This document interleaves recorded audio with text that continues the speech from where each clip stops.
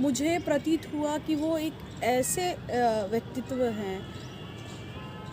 हाँ, जिनका अनुसरण करना, जिनको समझना तपस्या के समान है, क्योंकि वह अहिंसा की बात करते हैं, सत्य की बात करते हैं और उसी समांतर दुनिया में हमें एथिक्स जैसी चीज़ें बताई जाती हैं जिसमें हम परिस्थितियों के मोहताज हो जाते हैं कि परिस्थिति के अनुरूप आप सही और गलत हो सकते हैं। तो महात्मा गांधी को समझना मेरे लिए सदैव ही एक अनुसंधान के समान हुआ।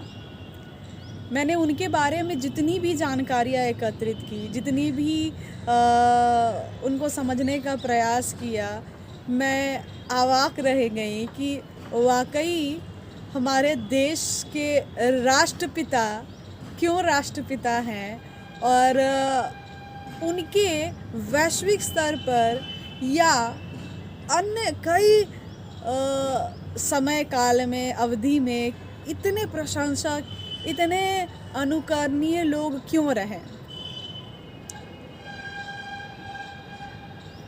आज का समय जब मैं देखती हूँ तो मुझे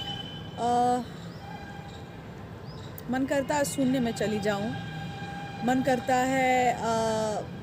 स्थिरता प्राप्त करूँ, जी चाहता है कि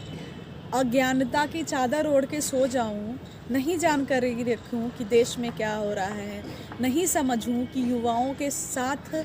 किस तरह की परिस्थितियां उत्पन्न हो रही है, नहीं मैं सुध लूं किसी भी वर्ग का, जाति का, किसी भी देश के समस्याओं का। लेकिन बापू को मैं जब देखी, मैंने बापू को जब समझा, मुझे लगा कि वो कौन महापुरुष थे जिन्होंने इतने